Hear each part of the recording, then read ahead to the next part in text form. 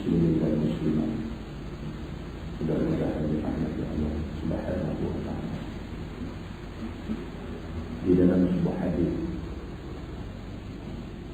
riwayat daripada Abi Fatah Al-Anmari radhiyallahu anhu, kata dia, annahu sami'a Rasulullah sallallahu alaihi wasallam yaqul, salasatun uqsimu alaihinna wa uhaddithukum hadithan fahfazuhu.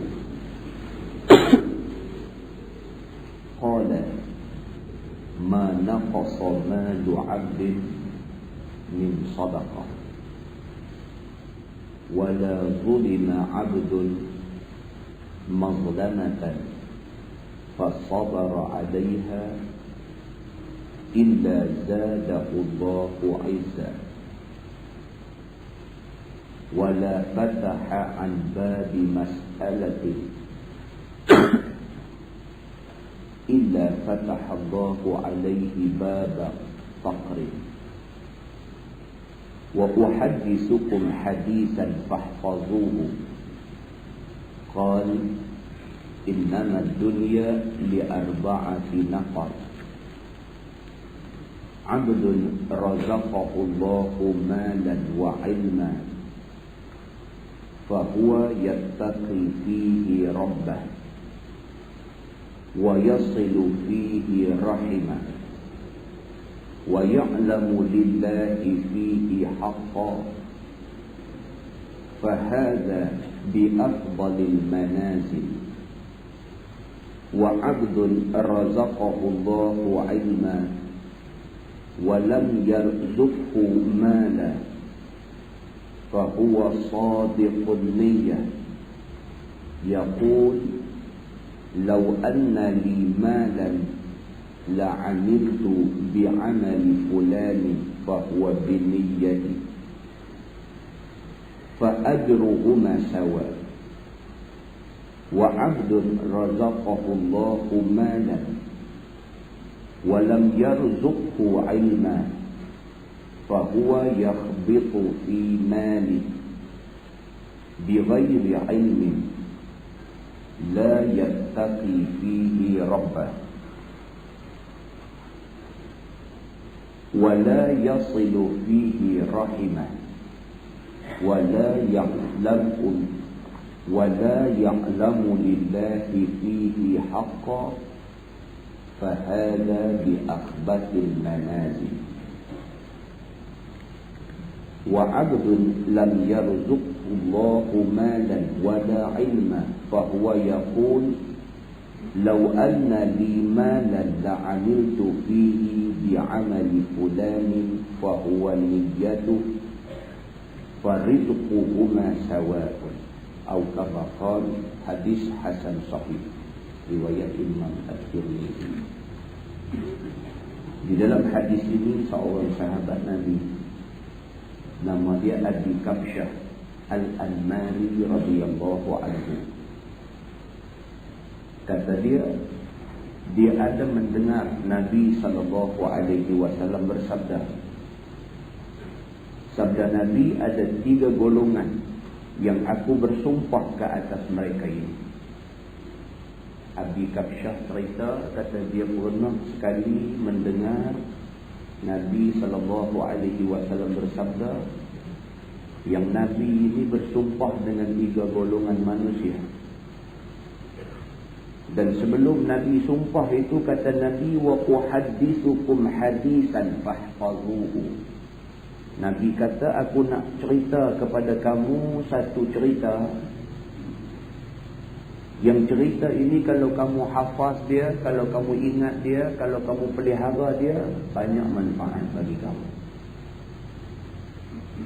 Sabda Nabi sallallahu alaihi wasallam, di antara perkara yang disebutkan itu ialah ma naqasa malu 'abdin min sadaqah. Nabi bersumpah harta tidak akan susut kalau kita sedekah. Nabi sumpah. logik akal manusia kata kalau benda ada banyak, kita bagi ke orang makin kurang. Duit ada RM1, kita bagi 5 kupang dekat orang, tinggal 5 kupang. Tetapi di sisi Allah, duit RM1 kita bagi 5 kupang. Yang tinggal 5 kupang itu 5 kupang yang barakah. Allah akan gandakan 5 kupang itu sekiranya 5 kupang yang kita keluarkan tadi kerana Allah. Gandaan yang Allah bagi banyak cara. Banyak cara Allah boleh bagi. Yang pentingnya manusia yang bersedekah selamanya tidak akan mengalami masalah rugi dan tidak akan mengalami masalah susut harta. Ini sumpah daripada Nabi SAW. Ma naqasa malu 'abdin min sadaqah. Harta seseorang hamba tidak akan susut, tak akan kurang dengan sebab amalan sedekah yang dia buat.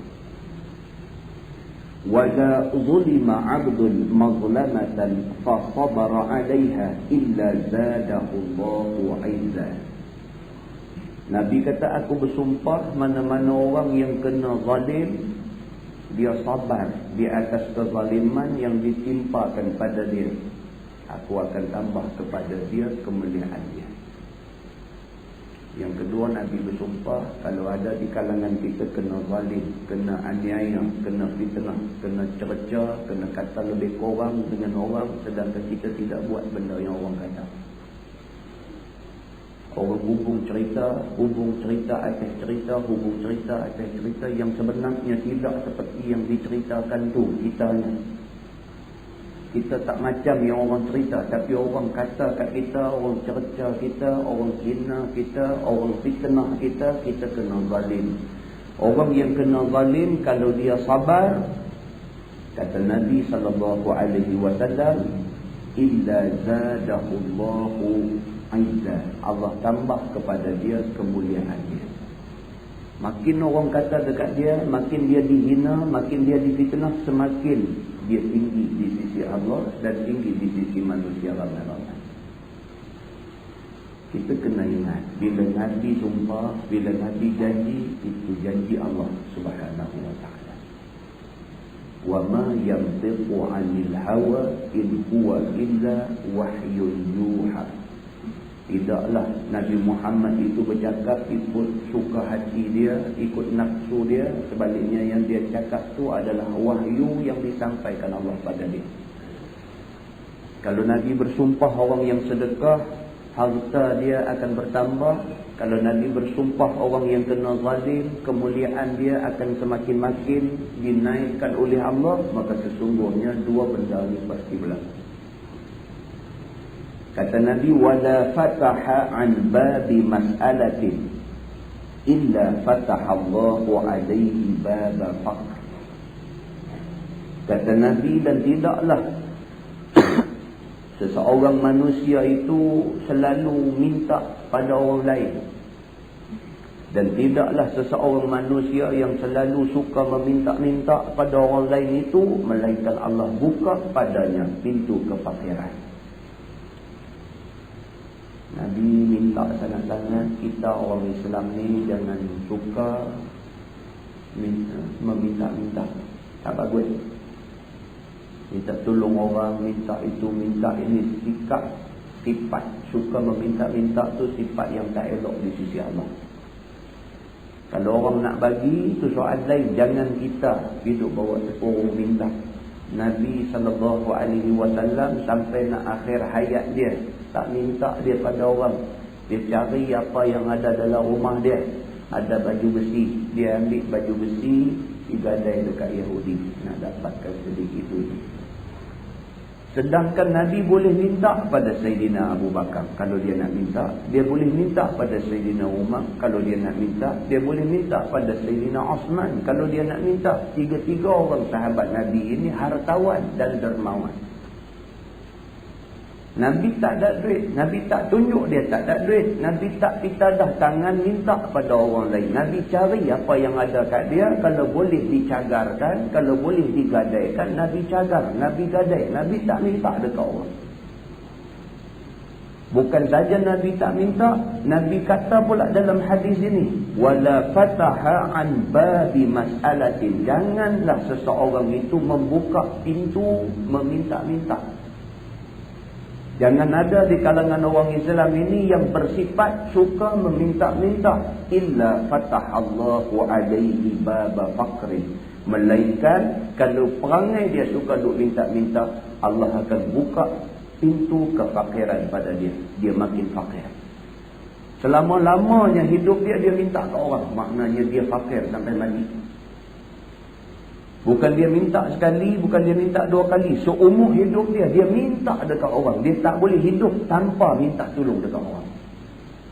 Dia jadi macam tu kerana dia sendiri yang mula melatih diri dia. Jadi satu orang yang suka meminta-minta. Islam tak suka orang yang macam ni. Kata Nabi lagi, wa uhaddithukum hadithan fahfazuh.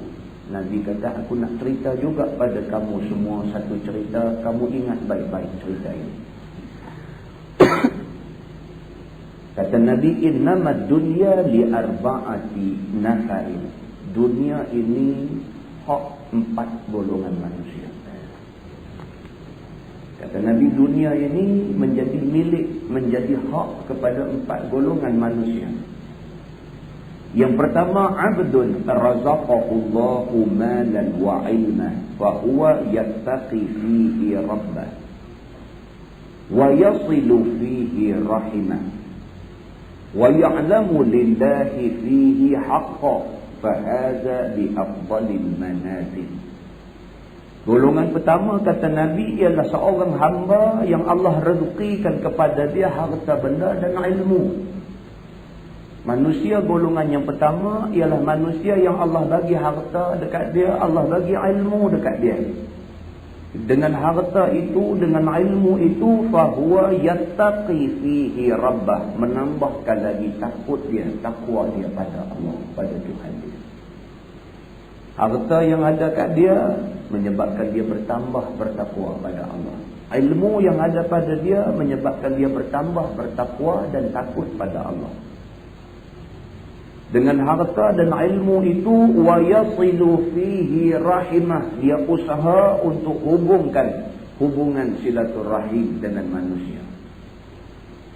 Manusia ni makin banyak ilmu, manusia ni makin dekat dengan Allah, dia makin jaga silaturahim dia. Kalau jenis hak duk berkeliling orang ni, dia ni jauh dengan Allah. Manusia yang dekat dengan Allah ialah manusia yang memelihara hubungan silaturahim. Wa ya'lamu lillahi fihi haqqan. Dan dia tahu pada Allah itu ada hak yang mesti ditunaikan dia terhadap hartanya. Dia tahu harta yang Tuhan bagi kat dia ni, harta ni bukan hak mutlak dia. Harta ni hak Allah. Allah pinjamkan dekat dia. Allah suruh dia manage. Allah suruh dia urus harta tu dengan sebaiknya. Dan dia tahu daripada harta yang Allah rezekikan pada dia, harta tu perlu digunakan untuk menunaikan hak Allah. Di antara hak Allah apa dia? Di antaranya zakat mesti dikeluarkan. Di antaranya bahagian harta mesti diperuntukkan untuk buat kerja haji. Di antaranya sebahagian daripada harta mesti digunakan untuk tunai nazak wajib yang pernah dia buat. Harta-harta itu merupakan hak Allah Subhanahu wa ta'ala yang mesti disempurnakan. Dan hamba Allah ni dengan ilmu yang ada dekat dia, dia menjaga silaturahim sesama manusia. Dengan harta yang ada dekat dia, dia tunaikan hak harta terhadap Allah Subhanahu wa ta'ala. Kata Nabi, fahadha bi afdalil manazil. Dan ini adalah orang yang mendapat tempat yang semulia-mulianya. Mulia orang yang ada harta, yang ada ilmu, yang harta dan ilmu itu mendekatkan dia dengan Allah Subhanahu wa ta'ala. Yang kedua kata Nabi, wa 'abdun razaqahu Allahu 'ilma wa lam yarzuqhu mala. Laki-laki jenis yang kedua ialah laki-laki yang Allah beri kepada dia ilmu, tapi Allah tidak beri harta pada dia. Dia orang ada ilmu tapi dia tak banyak harta. Hidupnya sederhana sekali. Hidupnya tidak menunjukkan suasana mewah, tetapi ilmunya banyak. Fahuwa sadiqun niyah, dan dia mempunyai niat yang terlalu benar. Dengan ilmu yang ada kat dia, harta tak ada, ilmu saja ada, dia mempunyai satu niat yang suci, satu niat yang cukup benar. Yaqul, kata dia, "Lau anna li malan la 'amiltu bi 'amali fulanin fa huwa bi niyyati." Dia kata, kalaulah sekiranya aku jadi kaya macam si Fulan tu, kalaulah aku ni ditakdirkan Allah ada harta macam si Fulan tu tadi, si Fulan yang ada harta digunakan untuk mengeluarkan zakat, untuk buat haji dan sebagainya. Kalau aku ada harta, aku akan beramal seperti mana dia juga. Fahuwa biniyatih, dan dia kata tu dengan niat yang suci daripada hati dia, bukan saja kata. Minggu lepas ada seorang main di rumah saya, main cerita yang tu, yang cerita lepas tu cerita pasal berniaga, apa itu, cerita semua. Dia kata, "Ustaz, saya pension tu ada nak dapat sikit duit dalam 60 dekat 70 ribu lah. Duk fikir nak buat macam mana duit 70 ribu nak dapat ni. Punya fikir. Saya ni Ustaz, dia kata, saya orang teliti ni, saya ni jenis beraduit, nak buat apa-apa saya fikir banyak kali. Tapi nak jadi malang tu," dia kata, dia dah dapat duit banyak, dia fikir dia tak mau nak jadi. Masa tu Ustaz, dia kata, "Pak Mantiro tengah hangat." Kita tengok-tengok dah masuk bintang tu pelan. Masa tu Pak Mantiro tengah hangat, dia kata, jadi celarung. Dia pemain di rumah, dia pemain lu cerita, saya ni mula-mula tu tak mau Lepas 2 minggu dia buat main buku tunjuk, masuk sungguh duit dalam buku dia. Saya tak percaya lagi. 2 minggu main tunjuk, masuk lagi. 3-4 kali main saya pergi. Pergi tu pula dia jadi macam mana tuan-tuan. Selalunya saya ni jenis orang cermat, berjaga-jaga saja lah nak jadi lepas tu saya pergi buku 40 ribu dalam. Buku 40 ribu. Main 2 minggu dapat 4 ribu. Alhamdulillah, tak apa, tak tipu. Main kali kedua, masuk lagi 4 ribu. Dia kata tak apa dah, boleh harap. Main kali ketiga, duk tunggu, pergi cucuk di bank tak masuk. Dia kata, apa pasal pula ni? Dia kata, tunggu sehari, 2 hari, 3 hari, daripada tarikh patut masuk, saya redah pergi. Dia kata, pergi taping. Pergi tengok orang duk beratok ramai. Dia kata ramai semua. Saya pun beratok di belakang tu, beratok sampai bilang saya tunjuk buku tak masuk. Dia ambil duit cepat kira depan saya, peruk, cukup 4 ribu, bagi tunai. Percaya balik pula lah. Dia cerita ni, percaya balik pula. Balik tak apa lah. Kalau lambat masuk aku pergi ambil ni.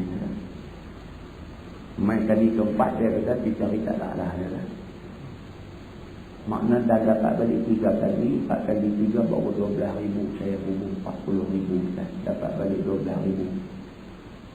Tak tahu nak abang dia. Lembut lutut, senyum rasa tak mau nak jadi. Dia kata. Jadi tak ketahuan. Jadi tak tahu nak abang. Dia kata masa tu dia mula duk main dalam potis. Kalau lah 40 ribu tu aku bagi kat masjid. Dia kata ni bukan tokok tambah lah dalam masjid ni. Dia kata kalau lah 40 ribu hak hilang tu aku bagi dekat masjid, ada juga pahala ni. Tapi betul tak tahu. Dia kata bila dah jadi begini duk kalau. Dia bila mula dengan kalau, lepas tu dia jadi barangkali. Kalau lah aku bagi kat masjid, barangkali lah ni.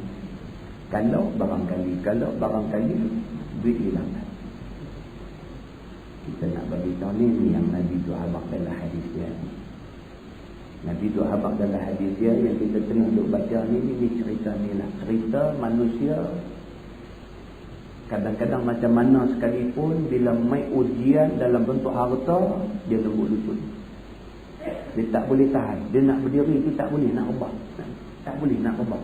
Serban terungkai jatuh tak sedap. Harta punya pasal. Nabi SAW ingatkan kita di dalam hadis ini. Manusia jenis yang kedua, dia kata ialah hamba Allah yang Allah bagi ilmu dan Allah tidak beri harta pada dia. Walaupun Allah bagi ilmu dan tak diberi harta, tetapi dia ni sadiqun niyah, dia mempunyai niat yang cukup benar, tulus ikhlas niat dia. Dia niat, kalaulah aku Allah bagi harta, aku nak guna harta ni untuk infak fi sabilillah. Dan sesungguhnya dia bukan saja kata, tetapi fahuwa biniyatih, dia memang pegang dengan niat dia. Tuhan tahulah orang yang niat sungguh-sungguh ni.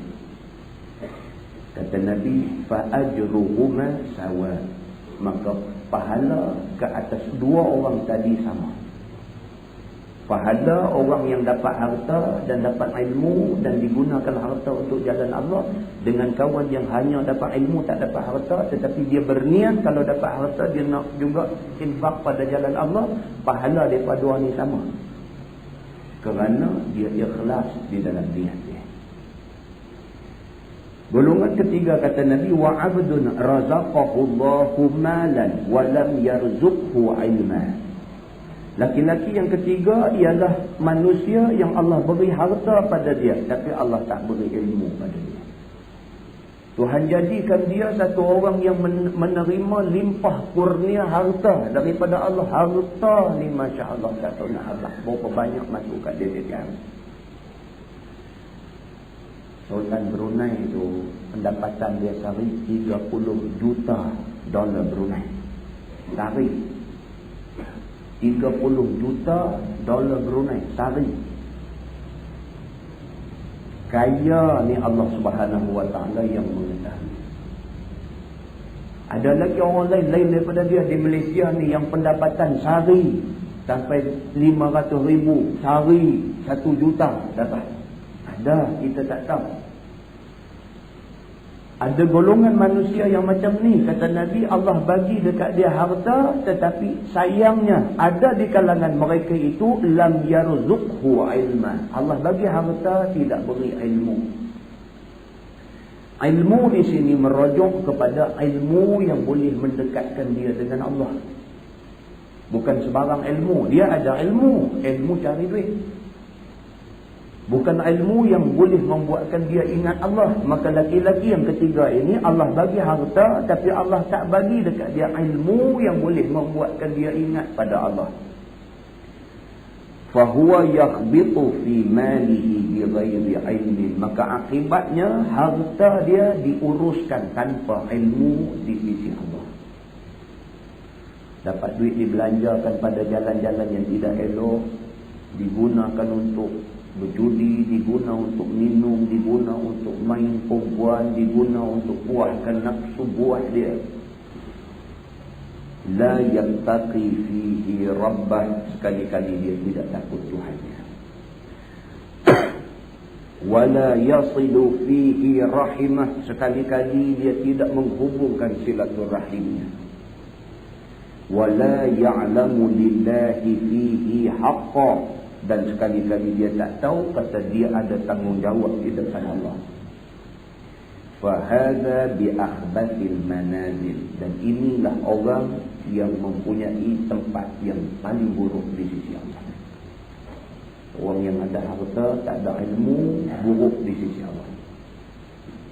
Yang keempatnya kata Nabi, wa 'abdun lam yarzuqhu Allahu malan wala 'ilman. Laki-laki yang keempat ni harta Tuhan tak bagi, ilmu pun Tuhan tak bagi. Wa huwa yaqul, dan kata lelaki yang tak ada harta, tak ada ilmu ini, law anna li malan la 'amiltu fihi bi'amali fulanin fa huwa niyyatu. Kalaulah Allah bagi dekat aku harta, dia kata aku nak guna harta tu nak pergi seronok-seronok macam kawan tadi. Kawan tak ada ilmu, harta pun tak ada, ilmu pun tak ada, angan-angan aja ada. Dia kata, aku kalau Tuhan bagi duit banyak lah, dia kata, aku pergi tidur ni hanya tak balik main lah. Aku kalau Tuhan bagi harta lah, dia kata, aku tak tidur lah di rumah, aku tidur hotel, dia kat mana. Aku kalau Tuhan bagi, semua dia nak buat benda yang boleh menyebabkan murka Tuhan pada dia. Pasal apa dia jadi macam tu? Pasal dia tak ada ilmu. Kalau Tuhan tak bagi harta, tapi Tuhan bagi ilmu, tak apa. Dengan ilmu itu dia boleh berniat, kalau aku ada harta, aku pun nak infak pada jalan Allah.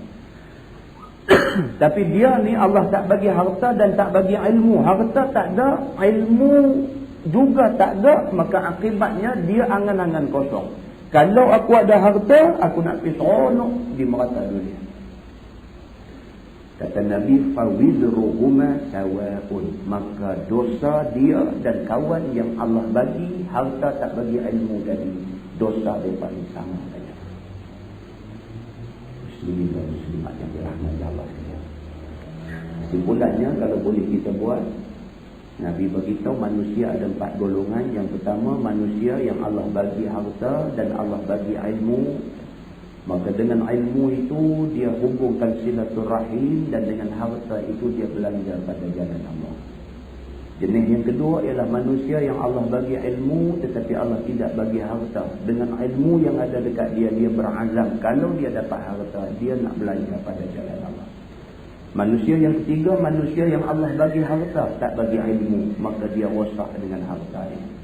Yang keempat ialah manusia yang tak diberi harta dan tak diberi ilmu, maka dia menjadi manusia yang jahil, sebenar-benar jahil, dan sentiasa bercita-cita kalau ada harta, dia nak rosakkan diri dia dengan harta dia. Muslimin dan muslimat yang dirahmati Allah sekalian, kita doa pada Allah, kita masuk golongan pertama. Golongan yang Allah beri kesenangan dunia, di samping Allah beri ilmu yang boleh membuatkan kita ingat Allah Subhanahu wa ta'ala. InsyaAllah kita sambung bacaan kitab kita. Kita menggunakan Baharul Mazi jilid yang ke-15. Kita sampai di muka surat 35. Kita masuk di bawah bab Maja'a Matadul Qa'imi ala hududillah, iaitu bab yang datang pada menyatakan umpama orang yang berdiri di atas sempadan Allah Subhanahu wa ta'ala. Nak cerita manusia yang sentiasa berpegang dengan perintah Allah. Ketahuilah saudaraku, makna berdiri di atas sempadan Allah itu yakni tiada melanggar atas hukumnya. Itu maknanya. Manusia yang tak sanggup langgar hukum Allah, tak usah siapa pujuk dia, tak usah siapa paksa dia, dia tidak akan langgar perintah Allah. Dia tidak akan langgar hukum yang ditetapkan oleh Allah. Maka hukumnya Allah itu ialah menjauhkan segala yang ditegah dan mengerjakan segala yang disuruh. Itu kesimpulan perintah Tuhan. Tuhan suruh kita buat benda-benda yang dia suruh, Tuhan suruh kita jauh benda-benda yang dia tak bagi. Itu kesimpulannya. Maka barang siapa mengerjakan segala yang disuruhnya dan menjauhkan segala yang ditegahnya, maka ialah bernama orang yang saleh. Dan siapa yang mengerjakan yang ditegahnya, maka ialah orang yang jahat. Mudah aja. Siapa buat yang Tuhan suruh, itu orang saleh. Siapa duk langgar perintah Tuhan, itu orang jahat. Kemudian apabila seorang yang di dalam kaum itu mengerjakan yang ditegah, maka hendaklah jangan orang yang saleh itu bawa diam, tidak pedulikan dia. Dia nak bawa kat kita pula perintah amar ma'ruf nahi mungkar. Kalau kita tergolong dalam golongan orang-orang yang saleh di sisi Allah, kita rajin semayang, kita rajin buat kerja agama, kita rajin tazkiyah diri kita, kita rajin mujahadah di depan Allah, kita ni insya-Allah dah. Cuma satu aja miss kita, kemungkaran berlaku di depan, kita duk tengok saja. Tang kita tu insya-Allah dah, orang lain pun tengok tak apa dah, kita pun duk berasa syukur banyak dah pada Allah, alhamdulillah. Tapi satu kepincangan kita masih lagi boleh bersekongkolan, boleh berkompromi dengan benda-benda mungkar. Kita ada banyak rumah sewa kita bagi budak-budak sewa, budak-budak tu duk balik jantan di rumah tu dan sebagainya, kita tahu kita tak boleh buat apa. Rumah sewa kita. Rumah tu hak kita punya. Hak kita bagi dia duduk dan hak kita nak suruh dia keluar. Dan kita tahu rumah kita dijadikan tempat maksiat. Kita bagi sewa dekat budak-budak bujang duduk, dia bawa balik mai dan kita tahu dia bawa balik mai dan kita tak boleh buat apa. Bermakna kita berkompromi, bermakna kita bersubahat secara langsung dengan benda-benda mungkar. Ini kita cukup sedih. Di Langkawi hari itu satu kes di kampung Yui, Langkawi, bukan Lahak Yui, kampung Yui. Di kampung Yui Langkawi itu, kampung tu 100% orang Islam. 100% tak ada orang bukan Islam di kampung tu. Tapi ada orang Islam di kampung tu, dia sanggup sewakan satu pintu rumah kedai dia untuk satu toke Cina pergi buka pusat karaoke di situ. Daripada tarikh mula buka sampailah beberapa bulan setelah dibuka, 3 orang anak muda Melayu Islam kampung tu mabuk keluar kena langgar kereta mati. Apa punya dosa dia nak tanggung tu? Semata-mata kerana nak tarik sedikit sewa. Sewa yang tidak boleh ditebus dengan api neraka di hari akhirat.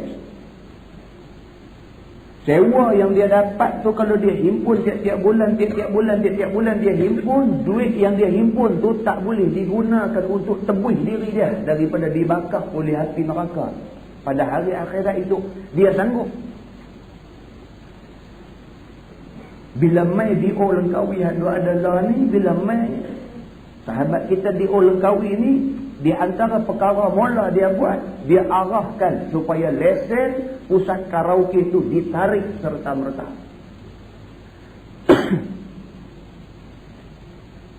Tuan kedai pergi marah di O pula. Pergi marah di O pula. Pasal apa? Pasal tabuk pasyak dalam koyok nasi dia. Muslimin dan muslimat yang dirahmati Allah sekalian. Lihat begitu jadinya orang Islam bila dia tidak nampak sempadan yang Allah letak, bila dia tidak nampak hukum halal haram, bila dia tak tahu hak mana boleh, hak mana tak boleh, maka jadi dia lebih berat, lebih teruk daripada binatang ternakan. Balhum aban, bahkan mereka lebih sesat daripada binatang ternakan. Muslimin dan muslimat yang dirahmati Allah sekalian. Satu kes di Kuantan baru ni, di Kuantan Pahang. Tukar nama daripada nama Kasmawati, tukar Jessica Will.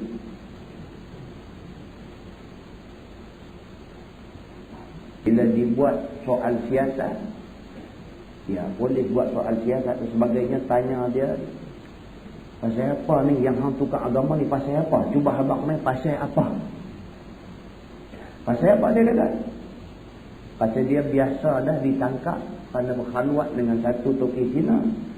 Jadi toki Cina tu kata kat dia, kalau hang tak mau kena tangkap, hang tukar agama. Dia pernah tangkap kat dia. Bila mai penguasa pejabat agama nak tangkap, tunjuk surat bahawa kita sudah menjadi orang yang bukan Islam. Undang-undang enactment undang-undang agama yang ada di semua negeri di Malaysia pada hari ini tak boleh nak kenakan denda pada orang bukan Islam.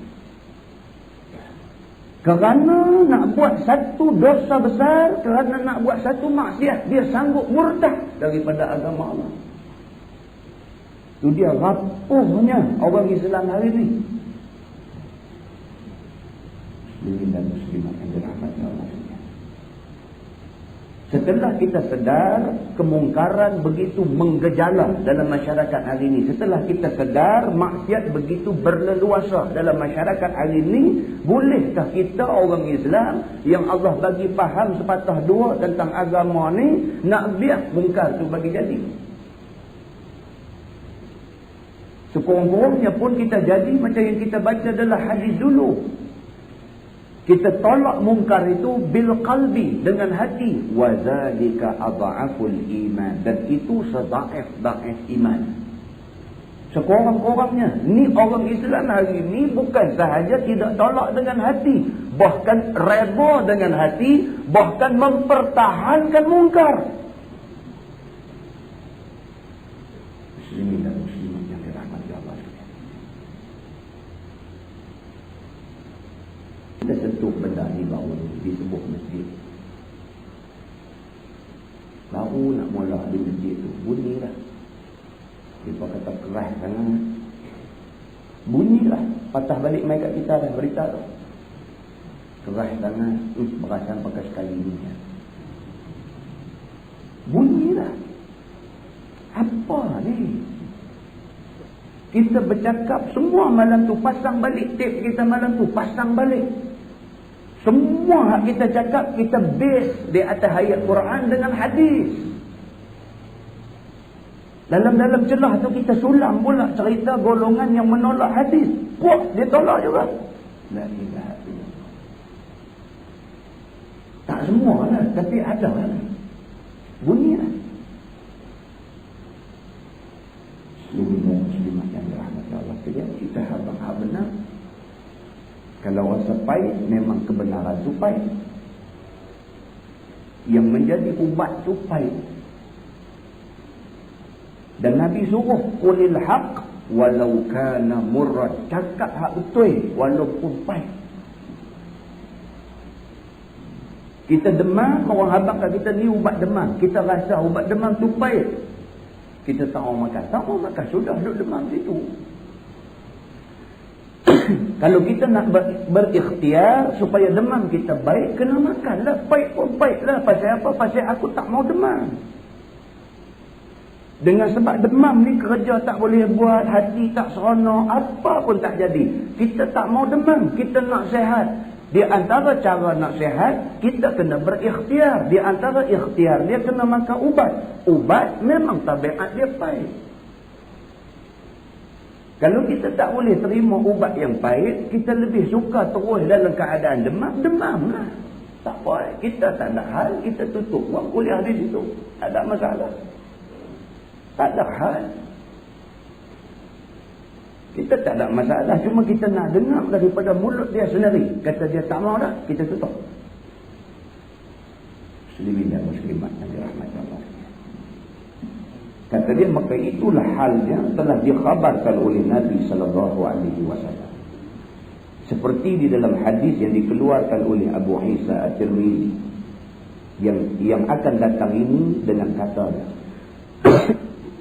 عن النعمان بن بشير قال رسول الله صلى الله عليه وسلم مثل القائم على حدود الله والمدهن فيها كمثل قوم استهموا على سفينة في البحر. Diriwayatkan daripada seorang sahabat Nabi sallallahu alaihi wasallam. Namanya An-Nu'man ibn Bashir radhiyallahu anhu. Katanya telah bersabda Rasulullah sallallahu alaihi wasallam, bermula umpama orang yang berdiri di atas sempadan Allah Ta'ala, yakni berdiri atas hukumnya, dan tiada melepasi sempadannya, ialah umpama satu kaum yang berbuang undi mereka itu atas satu bahtera di dalam laut. Dia nak cerita tentang golongan yang nak buat mungkar dan golongan yang tidak mahu tegah orang yang buat mungkar. Nabi bawa satu contoh, kata dia diumpamakan orang yang naik kapal besar. Naik kapal besar, jadi mereka cabut undi. Siapa nak duduk tingkat atas, siapa nak duduk tingkat bawah, nak kena cabut undi. Adalah perumpamaan ini didatangkan oleh Nabi kita sallallahu alaihi wasallam kerana merupakan di mata hati dan akal kita akan rupa jalan kena bala maksiat yang meratai yang diturunkan Allah ke atas hamba-hambanya yang jahat sama-sama mengenai orang-orang yang baik. Hadis ni Nabi nak cerita kata kalau orang jahat buat jahat, orang baik tak tegur. Bila Tuhan mai bala dia bukan kena orang jahat, bahkan kena orang jahat dan orang baik sekali. Kerana orang-orang baik itu tidak ambil peduli dan ambil bicara akan dia. Iaitu seumpama satu kaum yang berbuang undi mereka itu atas satu bahtera, yakni kapal di dalam laut. Dan bahtera itu ada mempunyai dua lapisan. Kapal itu ada dua tingkat. Satu lapisan di atas dan satu lapisan bawah. Dan berbuang undi itu kerana menentukan tempat masing-masing supaya jangan jadi berebut-rebutan. Yang ini mau lapis atas dan yang ini tak mau lapis bawah. Tujuan cabut undi itu tak mau bagi berebut. Siapa dapat atas, dia naik atas. Siapa dapat bawah, dia kena duduk bawah. Kerana dia yang cabut undi, dia kena terima keputusan cabutan dia. Maka dengan undi itu tentulah dengan tempatnya. Sabda Nabi SAW, fa asaba ba'duhum a'laha wa asaba ba'duhum asfalaha. Maksudnya apabila sudah buang undi itu, maka dapatlah setengah mereka itu akan tempat lapisan atas dan setengah mereka itu dapat lapisan sebelah bawah. Bila dah cabut undi, tahu dah masing-masing siapa hak dapat nombor 1 pakat naik atas, dapat nombor 2 duduk di bawah. Misalnya pakat naik, pakat turun. Maka orang-orang lapisan bawah itu adalah mendapat susah sedikit pada waktu berkehendak air. Iaitu pasti naik ke atas membawa timba dan gayungnya. Kerana dari atas itu dapat mereka menghulurkan timbanya untuk mengambil air laut. Siapa dapat bawah susah sikit lah. Tiap-tiap kali nak guna ayak, kena naik di tingkat atas dulu, barulah cebok ayak di atas tu. Suara tadi cebok ayak dah ambil, turun balik di tingkat bawah. Lalu siapa yang kena duduk di bawah, susah sikit. Nabi kata. Kerana ayak tu guna mandi dan membasuh apa-apa yang mau dibasuh. Demikianlah tiap-tiap waktu mereka itu berkehendak air, maka naiklah ke atas. Susah. Tiap-tiap kali nak pakai air kena naik. Sakit perut, tengah sakit perut kena naik cebok air dulu. Turun main. Susahlah, susah. Siapa duduk di bawah, susah. Kata Nabi, فَكَانَ الَّذِينَ فِي أَسْفَلِهَا يَصْعَدُونَ فَيَسْتَقُونَ الْمَاءِ فَيَصُبُّونَ عَلَى الَّذِينَ فِي أَعْلَاهَا. Maka jadilah orang-orang yang tinggal di sebelah bawah itu, naik mereka itu ke tingkat atas. Lalu mereka itu ambil air minumnya dengan timba dari laut itu. Maka terpercik dan tertuang air oleh mereka itu atas orang-orang yang sebelah tingkat atas. Dari timbanya membasahkan dan menjadikan orang-orang tingkat atas itu marah.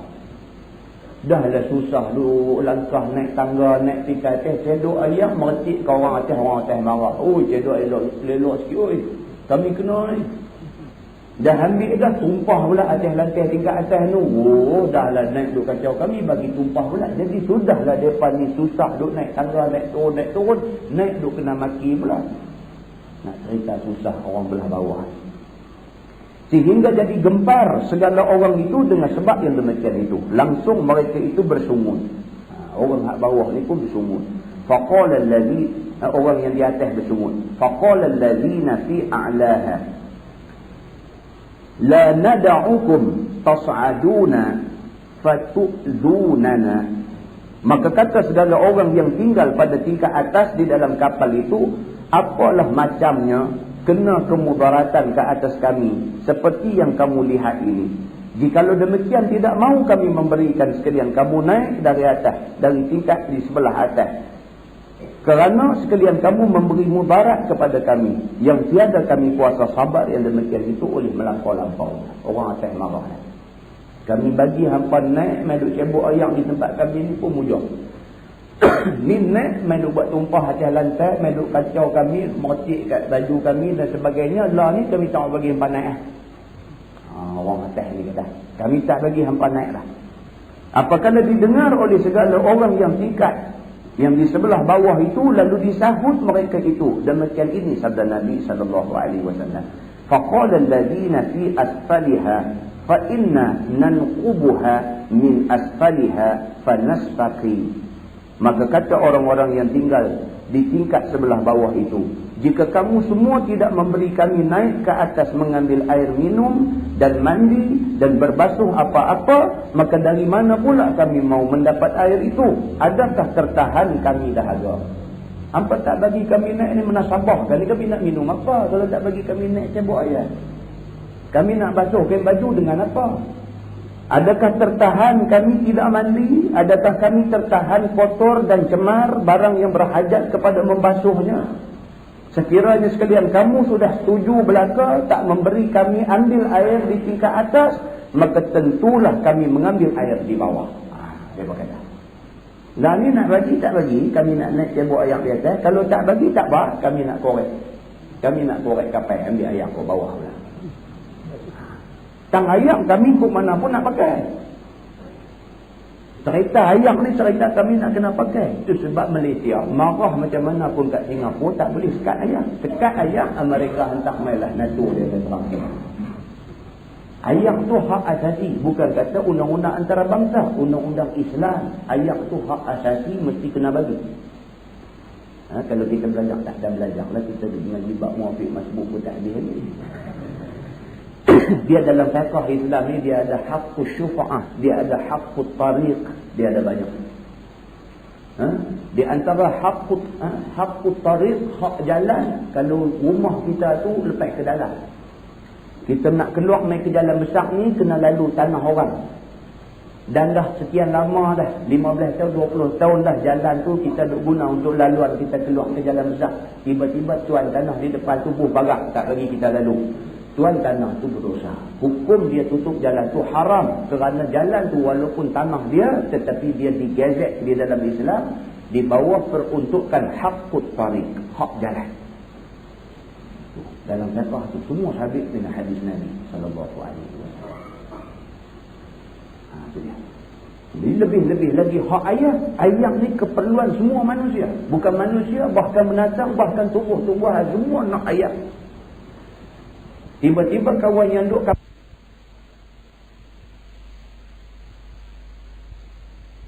lah kami nak tebuk lantai kapal. Ya, tengok apa lagi.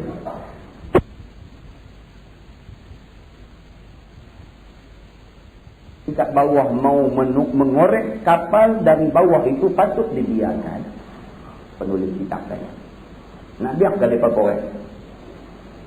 Sekiranya dibiarkan, tidakkah naik air itu dalam kapal sampai mengaramkan dia dengan orang-orangnya? Dengan kerana itu telah bersabda Nabi sallallahu alaihi wasallam, fa in akhadhu ala aydihim famana'uhum najaw jami'an wa in tarakuhum ghariqu jami'an. Maka jika diambil peduli dan diendahkan atas diri mereka itu dan tidak dibiarkan apa yang mau diperbuatnya, maka disegah mereka itu akan orang-orang yang sebelah tingkat bawah itu memperbuatnya, nescaya lepas mereka itu semuanya daripada tenggelam kapal itu dengan diri mereka itu dan juga segala apa isi kapalnya. Nabi kata, hampa nak biarkan? Lepas di bawah tu kata, kami nak koreklah perut kapal. Nak biarkan? Tindakan dia nak korek kapal tu nak biarkan. Kalau kita biar, hak karam bukan dia. Dengan kita habis semua karam. Jadi lah macam mana? Lah kena istegah mereka. Tindakan yang mereka nak buat tu tindakan tak cerdik. Tak boleh bagi mereka buat. Kena tegah mereka. Bagi mereka naik ambil ayah dia. Jadi Nabi SAW nak beritahu dekat kita bahawa orang Islam selamanya tak boleh mengenapikan soal sensitivity. Kita kena sensitif dengan apa yang jadi. Kita kena ambil peduli dengan apa yang jadi.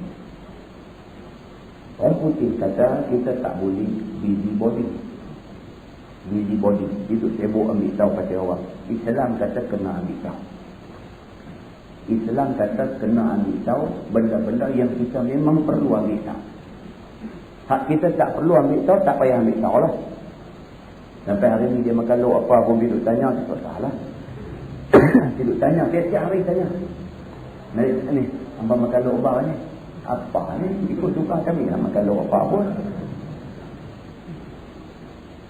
Hak itu tak salah. Tapi hak lain kena ambil tahu. Kita duduk bangkit pagi-pagi sampai pukul 7, sampai pukul 7.30 kita bangkit, duduk tengok rumah dia gelap, lagi tak pasang lampu, kena ambil tahu. Apa ni jenis mayang dan gelap ke? Apa ni jenis tak bangkit mayang lumbuh ke? Itu kena ambil tahu. Pasti jiran, hak jiran. Apatah lagi hak jiran yang Muslim, kena ambil tahu. Kalau dia kata kami memang jenis pagi-pagi tak boleh pasang lampu. Kalau pasang lampu tak ni anak-anak jaga dia payah nak siap dia kerja. Tak apa lah. Aku takut apa tak kena yang subuh. Jadi kalau sungguh pun dia tak bangkit sembahyang, esok dia bangkit lah. Dia kata selalu dia pandai dia tengok kita. Yang tu kena. Yang tu bukan soal peribadi. Itu soal agama. Itu soal ingat memperingati. Wa zakir fa inna zikra tanfa'ul mu'min. Itu perkara. Bila menyentuh soal agama, kena. Macam ada satu sahabat kita duduk kawasan taman. Taman-taman ni biasanya orang pandai-pandai duduk. Satu sahabat tu dia manager, jadi dia dah terbiasa dah. Dia dah terbiasa dah dengan hidup cara orang nak kata mana atau orang mana ada di mana. Hidup cara orang tak peduli agama. Biasa dah anak pakai telur pendek, anak perempuan pakai telur pendek biasa. Begini pun tak ada apa, biasa. Jadi satu hari yang si hamba Allah ni, manager ni sudah main duduk dalam satu kuliah ilmu, dia sudah dengar, Allah sudah pilih dia untuk terima hidayah. Dia sudah rasa satu perubahan dalam diri dia. So, masalah yang pertama dia hadapi ialah masalah nak ubah keluarga dia. Pasal dia pergi mengaji, dia pergi seorang saja. Tak bawa adalah anak, isteri, keluarga semua tak bawa, dia pergi seorang dia. Dia tu sedap lah. Tapi nak bagi sedap isteri dengan anak ni nak buat macam mana? Ajak main, dia tak main. Dia seorang main. Jadi dia kok mana pun dia dah sedap lah. Dia duk pergi dengar lagi. Kau duk bertambah kesedaran dia. Makin bertambah rasa bersalah dia. Dia tak boleh biar, dia tak boleh tangguh benda ni. Saat ni apa jadi pula tengah jalan tak ada nak buat perubahan dalam keluarga, apa-apa jadi dekat dia, bersalah dia di depan Allah. Dia nak ubah. Bila dia try nak ubah anak dia, manager ni, bila dia try nak ubah anak dia tak mau ikut cakap dia. Tapi anak dia telefon dekat satu kawan dia. Satu kawan baik pak dia, yang kawan ni memang dulunya macam pak dia juga, tapi dah berubah jadi elok dah. Anak perempuan ni telefon dekat kawan bapak dia yang dah berubah jadi elok ni. Dia kata, uncle. Dia kata, saya nak tanya uncle, ni bapak saya duk paksa saya suruh pakai apa semua, pakai dakwah ni semua. Dia kata, boleh lah. Dia tanya uncle ni lah, pasal uncle ni nampak dah berubah elok dah. Jadi uncle ni perlu mainkan peranan yang penting. Dia kata bukan cakap boleh, bapa wajib kena suruh. Itu jawapannya. Bukan cakap boleh bapa tegur kamu. Dia kata bapa kamu bukan cakap boleh tegur, bahkan dia wajib tegur kamu dan kamu wajib dengan tegurannya. Tapi uncle dia kata mana boleh paksa-paksa orang. Dia kata kita masyarakat Malaysia ni masyarakat majmuk. Dia ni penyakit baca surah abang. Penyakit baca surah abang. Masyarakat majmuk, dia kata mana boleh paksa-paksa. Uncle ni kata kat dia betul lah. Kita tak boleh paksa Hindu masuk Islam, kita tak boleh paksa Kristian masuk Islam. Tapi orang Islam kita boleh paksa untuk ikut agama Islam. Oh macam tu kah? Dia kata macam tu lah. Ni uncle kata ke agama kata ni? Budak lah dia nak main-main dia. Ni uncle kata ke agama kata ni? Uncle dia kata agama lah. Kata uncle tolong abang aja. Entah apa, nanti saya nak fikir dulu. Apa? Nanti saya nak fikir dulu. Uncle dia kata tak apalah, fikir dulu. Tapi satu benda kena ingat, bapa kita, mak kita lama dah susah payah untuk kita. Bila touch benda macam tu, bila sentuh benda macam tu, dia kalah. Dia teringat dah, dia nampak muka mak dia, dia nampak muka pak dia. Dia selalu ni. Dia kata okey. Siapa? Anak tu pun mula tunjuk perubahan, pakai scarf dan sebagainya. Budak tu sekolah rendah dia. Lepas UPSR minta masuk sekolah agama. Masuk sekolah irsyad lah. Masuk sekolah kita. Bila masuk sekolah irsyad, dia sudah berada dalam D5. Dia pernah main jumpa kita, main mengadu, ustaz tolonglah. Dia kata nak buat macam mana ustaz. Dia kata saya kadang-kadang sakit pasal apa? Sakit keluarga. Awak macam mana, jadi macam mana? Mak saya tak mau pakai tudung. Jadi pak tadi ni dia cuma boleh petik anak dia aja. Dia punya timbalan tak apa payah buat. Tak apa payah buat timbalan dia. Timbalan dia kemas lagi. Tak apa payah buat. Sampai dia kata saya ni ustaz, dia kata saya dah pakai tudung, saya dah macam ni, dia kata sampai ke peringkat bila mak saya, bapak saya nak pergi mana-mana dia tak mau bawa saya. Bapak nak bawa, dia kata mak tak mau bawa. Mak kata awak tak payah ikut, awak pakai macam ni tak boleh pergi. Dia pakai tudung lambung bulat tu, mak dia tak boleh tengok. Awak pakai macam ni tak boleh pergi, mak dia kata. Menangis tu, dan dia cakap tadi satu menangis. Ya. Saya tak boleh, saya kesian kat mak saya. Bukan saya menangis pasal saya tak boleh pergi, saya kesian kat mak saya. Kesian kat dia. Dia tak mau. Bila saya pujuk dia bawa balik buku-buku cerita pasal perintah tutup aurat bagi kat dia, dia kata kat saya ustaz. Dia kata Allah awak tu pun sebab bapa hantar pergi sekolah agama aja pakai macam ni. Kalau tidak awak tak pakai macam tu juga. Dah, dia kata mak saya kata macam tu. Delima yang kita jumpa di kalangan budak-budak ni. Pasal apa? Pasal dalam keluarga dia tak selesai banyak benda.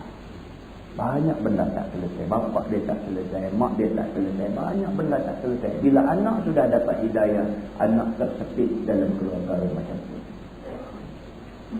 Sebab Nabi SAW dalam doa, Nabi doa, Rabbana ftah bainana wa baina qaumina bil haqq wa anta khairul fatihin. Nabi minta pada Allah supaya Allah buka pintu-pintu hati kaum yang ada di hadapan Nabi sallallahu alaihi wasallam. Buka pintu hati depa ni bil haq, dengan kebenaran, supaya depa nampak kebenaran. Wa anta khairul fatihin, dan kamulah Allah sebaik-baik pembuka pintu hati manusia. Kena minta. Kita kena selalu minta benda ni. Minta Allah buka pintu hati adik-beradik kita, pintu hati jiran tetangga kita, pintu hati kawan-kawan kita. Allah buka semua. Kita minta. Kalau selalu kita minta, Allah kata ud'uni astajib lakum. Doalah pada aku perkenankan bagi kamu. Budaya ini kita nak hidupkan dalam masyarakat kita pada hari ini. Ya. Dia kata dimisalkan oleh Nabi, dia tahu hari. Dimisalkan oleh Nabi SAW, orang-orang yang tinggal di tingkat atas dan tinggal di tingkat bawah itu seperti orang yang satu negeri. Maka orang atas itu ada tinggal cukup senang, lebih daripada orang yang di bawah. Dan orang yang di bawah itu ada tinggal di dalam kesusahan sedikit. Tetapi apabila orang yang di bawah itu telah tinggal satu tempat atau satu negeri, masing-masingnya berkaitan maslahat akan mereka. Kita dalam negeri ini macam-macam lah. Dalam kampung ni pun macam-macam. Ada orang kaya, ada orang sederhana, ada orang susah. Apa cerita pun kita sama-sama orang Islam duduk satu qaryah. Apa cerita pun kita sama-sama orang Islam duduk satu negeri. Maka dalam soal duduk bersama ni, duduk satu qaryah, satu daerah, satu negeri ni, kena saling tolong-menolong di antara satu sama lain. Kalau orang kaya lupa hak dia kepada orang miskin, sehingga kan dia tidak ingat bahagian zakat daripada harta dia. Bahagian zakat tu bukan hak dia, itu hak orang miskin. Walaupun duit tu dia cari, tapi bila cukup nisab, bila cukup haul, duit tu dah bukan hak dia dah. Walaupun duduk dalam akaun dia, walaupun duduk dalam bank dia, tapi bahagian tu bukan hak dia. Itu hak orang yang wajib menerima zakat. Kalau dia kata hak dia, dah, Tuhan tak kata hak dia. Tuhan kata itu hak orang. Kalau dia makan, haram. Jadi di sinilah perlunya ada faham, memahami di antara satu sama lain dan menjaga maslahat di antara satu sama lain. Kemudian apabila tidak sabar orang atas itu atas keuzuran orang bawah itu, nescaya terpaksalah orang bawah itu mendatangkan maslahatnya dengan akal jalan juga. Orang susah dalam masyarakat kita ni susah dia sampai mengganggu kita. Misalan katanya, susah dia ni susah sampai kontrak kerja tak ada, Malaysia ni dah, Malaysia ni kerja banyak. Susah sampai peringkat kerja, tak ada nak kerja apa pun tak boleh. Lagu Bangladesh tu, bakat apa main sini pasal apa? Pasal sana bukan kata tak mau kerja, tak ada kerja. Di Bangladesh tu, saya tengok satu filem dokumentari baru ni. Di Bangladesh tu, tidur bawah titi. Bukan tidur malam ni, tidur selama-lama. Selagi mana titi tu tak naik air, tentulah rumah dia. Cari kayu-kayu sayung, papan-papan apa kan, buruk-buruk ataupun kertas-kertas kotak tu, di kepung-kepung-kepung, pakai tidur tentulah. Bukan tidur dia seorang, dengan anak 2-3 orang, dengan bini, tentulah tidurnya. Kalau dapat benda makan, basuh benda makan, nak masak tu basuh air sungai, tak berapa bersih tu. Sampai ke peringkat nak pergi minta air di rumah orang yang nampak senang sikit pun, orang senang tak mau bagi air. Pasal apa? Air berharga bagi mereka dan duit terlalu bernilai bagi mereka. Sampai tak berasa nak tolong orang. Kalau begitu punya susahnya dia di negeri dia sanggup bergadai nyawa tu. Kayu, perahu, lintas laut nak main negeri kita. Puak-puak kita boleh tunggu di panggilan kerja. Dia boleh tunggu, tak ada kerja apa, dia boleh tunggu tunggu. Apa nak jadi kita tahu tak. 2-3 hari lepas di ceramah di Selda Gula, Cuping, Poli. Pengurusi majlis DCM kata, Ustaz, malam ni kami takut orang tak usah ramai. Saya apa? Lembaga hitam tengah duduk imam. Tu lembaga hitam tu main mana? Main Bangladesh ke? Main Indonesia lah. Wallahualam lah. Tapi rasa-rasanya main ke kampung tu. Banyak lagi kerja halal tu ada. Yang habis buat kerja haram tu buat apa? Tidur agah naik rumah orang, curi harta meredak orang, pasal apa? Kena tetak seorang baru ni. Kata lembaga hitam pun boleh kena tetak. Kena juga dia berkata, merambu darah. Tapi tangkap tak boleh juga. Habis malam ni tak mau main ceramah, tak tahu nak kata dia. Tak tahu nak kata. Bila mereka pun duk bunyi-bunyi kata nak keluar pun takut dia main. Saya kata kalau dia nak main, harus tunggu di rumah pun dia main. Jadi malam ni kita nak pi majlis ilmu Allah. Kita serahlah rumah kita dekat Allah. Allah jagalah rumah kita. Kunci-kunci apa patut padan, kita bertawakal pada Allah. Serah dekat Tuhan lah, tengok Tuhan nak buat naya kita lah. Kita kata lagi tu tadi. Saya tak kaya sama banyak apa-apa. Dengan nak melawak, dia angkat di tubuh tadi, dia kata, tak ada pasal. Jadi kalau 20 misi bayar tak ada. Dia angkat habis. Itu hal keadaan orang kita. Sanggup buat benda haram. Tak peduli benda tu boleh menyebabkan dia tercampak ke neraka Allah. Tak apa, janji. Dia nak boleh. Senang cara mudah. Yang nak duduk beringat. Maka demikianlah jua orang sebuah negeri. Seperti orang sebuah kapal itu juga. Apabila orang-orang negeri setengahnya mau buat jahat dan setengahnya orang-orang yang saleh membiarkan dan tidak nasihatkan orang-orang jahat itu, nescaya Tuhan turunkan bala maksiatnya itu meratai orang-orang jahatnya dan baiknya, yakni sama-sama tenggelam belaka di dalam bala itu sebagai orang baik dan orang-orang jahat bersama-sama di dalam sebuah kapal. Apabila tenggelam kapal itu, maka tenggelamlah semua. Jaga. Kalau ada maksiat berlaku dalam kampung kita, kita duduk tengok saja, kita tak usah ubah. Tunggulah. Tuhan dia main bala satu kampung kena. Dia main bala satu kampung nanti kena. Maka hendaklah saudara-saudara itu ambil jaga dan ingat apabila dilihat orang berbuat maksiat, maka hendak dilarang akan dia. Dan apabila tiada kuasa melarang mereka itu, maka hendaklah keluar daripadanya supaya selamat daripada bahaya bala yang diturunkan Allah atas. Kalau kita dah rasa tak mampu dah nak cegah maksiat tu, kita keluar tinggalkan tempat tu. Tak duduklah. Kalau gagah duduk juga dalam keadaan tak ada siapa buat kerja nahi mungkar, bila mai bala dia gulung dengan kita ni. Jadi sebelum bala Tuhan mai keluar. Seperti mana umat Nabi Lut alaihi salam. Umat Nabi Lut yang degil, yang derhaka Allah, yang melakukan kerja liwat di antara sama-sama laki-laki. Bila cuba ditegur, dia paling tak mau dengar. Allah perintahkan Nabi Lut bawa kaum dia keluar, tinggallah tempat tu. Tinggal tempat tu kerana sudah sampai masanya Allah nak turunkan bala.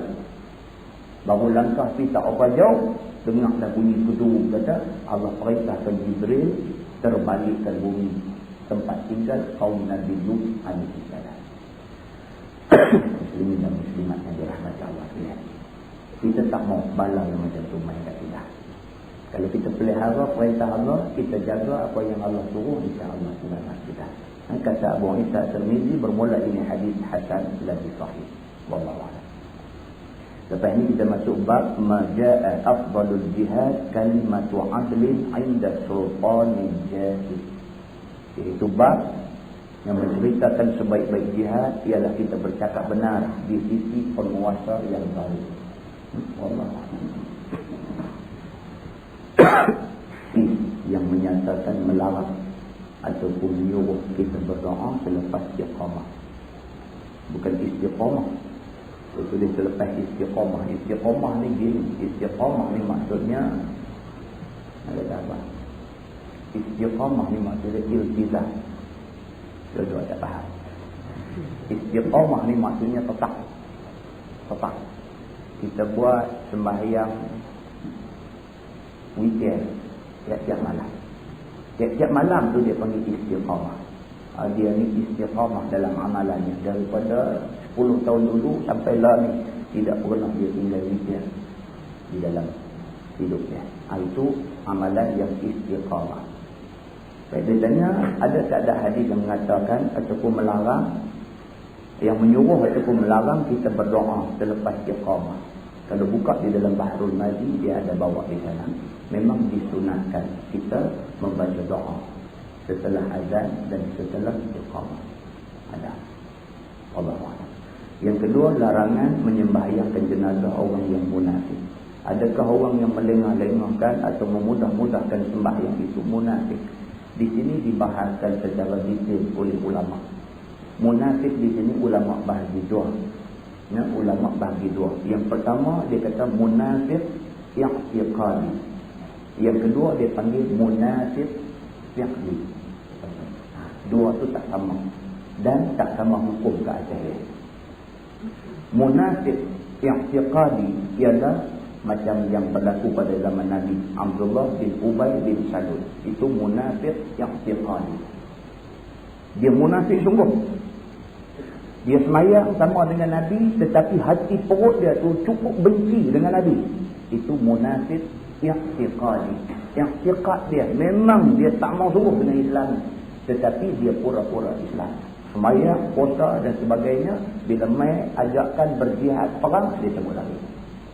Itu Abdullah bin Ubay bin Salul. Itu munafik i'tiqadi. Dan mereka ini kalau sekiranya mati, Nabi dan para sahabat Nabi tidak sembahyangkan mayat mereka. Yang kedua, munafik fi'li.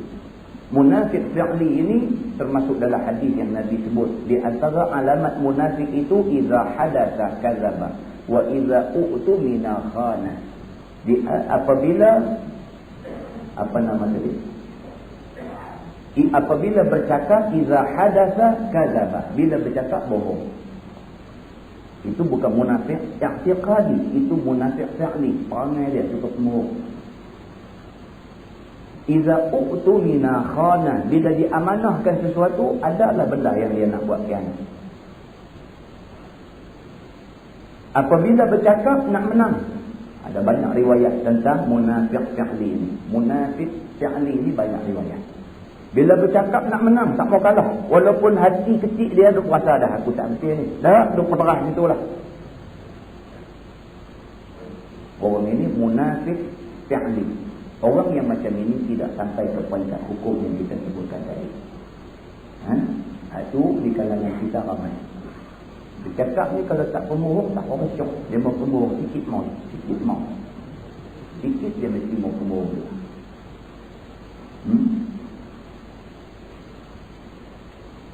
Dia jenis tak main mengaji di masjid.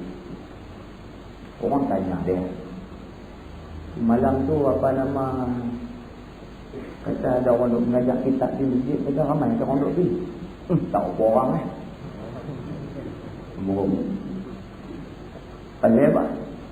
Tapi dia tak pernah pergi. Tapi dia tahu orang main, dia tahu, tapi dia tak pernah pergi. Jadi nak selamatkan dia tak pergi tu, Allah tahu apa orang yang pergi, pokok-pokok tu. Bohong. Dalam masjid pembohong lagi. Tak peduli kan. Pasal apa? Sudah jadi tabiat dia berbohong. Seorang sahabat Nabi kaki minum arak. Minum arak tunggang langgang. Bila Allah turunkan ayat yas'alunaka 'anil khamri wal maisir qul fihima ismun kabir wa manafi'u lin-nas wa ithmuhuma akbaru min naf'ihima. Sadaqallahul azim. Allah turunkan ayat itu. Mereka tanya kamu Muhammad tentang arak dan judi. Katakanlah kepada mereka, pada arak dan judi itu ada kebaikan dan ada mudarat. Itu ayat yang pertama turun tentang arak. Bila orang tanya Nabi Muhammad, arak ni macam mana? Judi ni macam mana? Allah suruh Nabi habaq kat mereka, arak dan judi ni ada baik ada buruk. Apa baik arak? Bagi orang negeri sejuk, kalau minum arak, dia berasa panas badan, dia boleh buat kerja. Baik. Dan kadang-kadang arak menjadi ubat bagi sesetengah penyakit. Baik. Judi ni apa baik dia? Baik dia apa? Kita tikam RM5 dapat RM50,000. Baik. Baik. Tapi Allah kata wa ismuhuma akbaru min naf'ihima. Tapi jaga, dosa hak dia nak tanggung lebih besar daripada manfaat yang dia dapat. Itu ayat yang pertama turun tentang arak. Sayyidina Umar Al-Khattab bila dapat ayat tu tak puas hati. Sebab Umar Al-Khattab keliling rumah dia masa tu ada 60 biji tempayan arak. Dia tak puas hati. Bukan pasal apa tak puas hati, dia tu berasa dia tak nampak sebarang kebaikan pada arak ni. Walaupun dikeliling rumah dia 60 biji tempayan arak, tapi dia sedar bahawa arak ni tak ada kebaikan, melainkan membazirkan wang dan menghilangkan kewarasan akal. Tapi jumpa Nabi lagi sekali, dia kata, ya Rasulullah, aku nak ketegasan dalam soal arak ni. Allah turun ayat yang kedua, wala taqrabus salata wa antum sukara. Jangan kamu hampiri sembahyang dalam keadaan kamu mabuk. Ayat itu tak ada dalam Quran lagi kerana dia dimansuhkan bacaannya. Ayat yang mula tadi, bacaan tidak dimansuhkan, tetapi dimansuhkan hukum dia. Dia kena belajar usul fiqh. Oh, jumpa benar.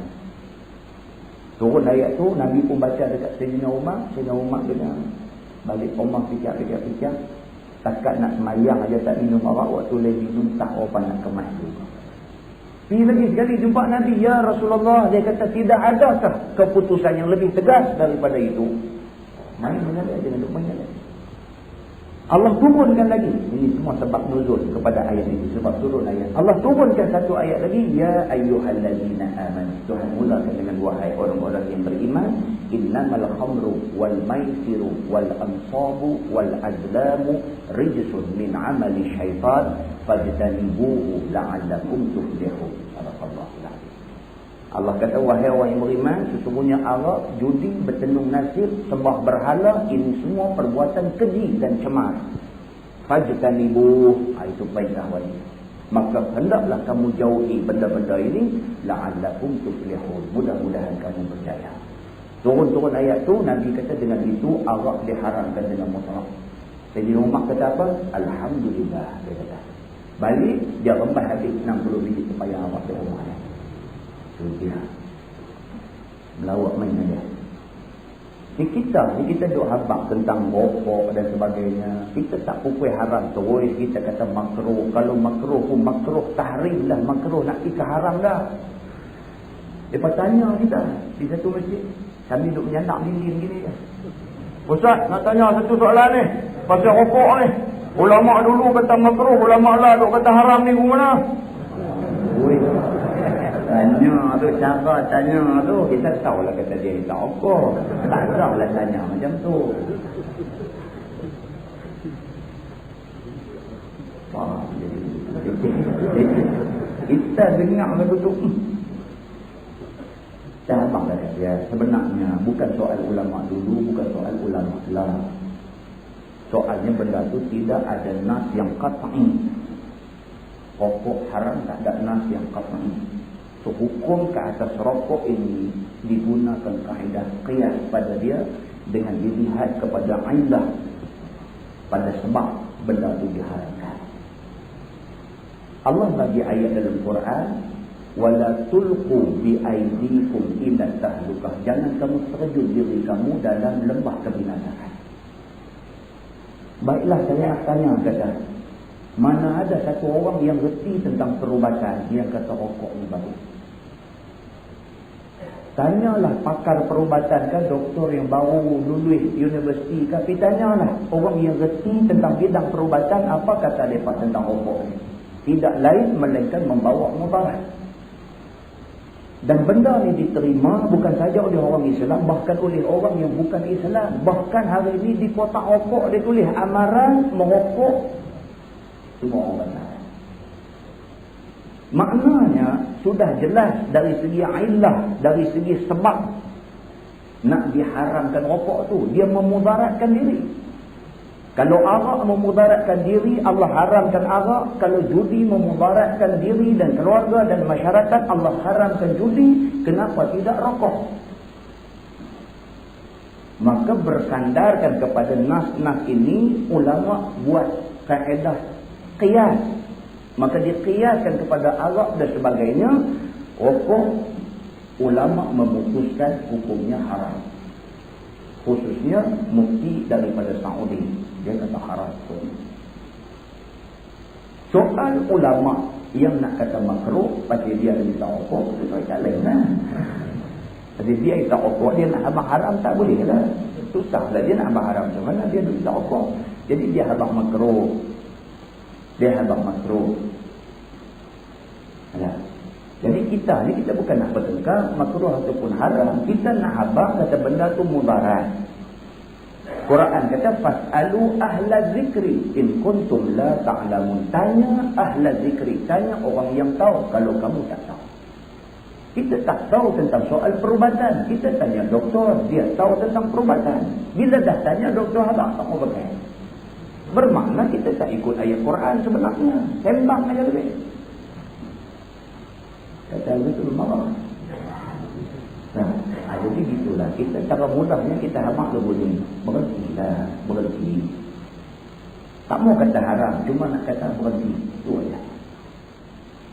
Sayanglah kita ikut kuliah mengaji, satu benda yang tricky, yang menuntut kita berjihad sedikit, kita tak boleh buat. Sayang. Nak buktikan kita nak mujahadah dalam soal ini, kita berhenti. Ada kawan yang isap rokok kotak 20, 2 kotak syarif, boleh berhenti? Boleh berhenti, tak ada apa, sehat eloklah ni.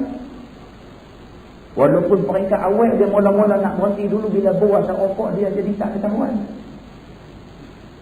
Dia nak mula berhenti dulu ni, bawa asap rokok tu ratib tak boleh nak bagi lupa rokok tu. Lagi kuat ratib. Punya bermujahadah nak berhenti benda tak elok, dia boleh buat. Kenapa kita tak boleh buat? Nah, jadi cakap panjang-panjang bab dulu. Berhenti sudah, habis rehat. Itu jelas dalam soal munafik ini. Kalau sekiranya dia munafik yang i'tiqadi, bermakna kita boleh buat seperti mana yang dibuat oleh Sayyidina Umar Al-Khattab radhiyallahu anhu. Misalnya Umar terang-terang bukan setakat tidak pergi sembahyang mayat munafik yang i'tiqadi ini, bahkan Umar habaq pula dia tak pergi sembahyang pada orang tu munafik. Tapi kalau dia munafik fi'li, munafik kerana dia biasa bercakap bohong, kita biasa dengar dia berbohong, dan bohong itu bohong dalam perkara-perkara yang tidak besar. Walaupun bohong itu perbuatan yang tak elok, tapi bukan berbohong dalam soal yang melibatkan akidah. Bermakna dia tidak termasuk dalam hukum yang kita sebutkan tadi. Yang baik itu daripada Allah.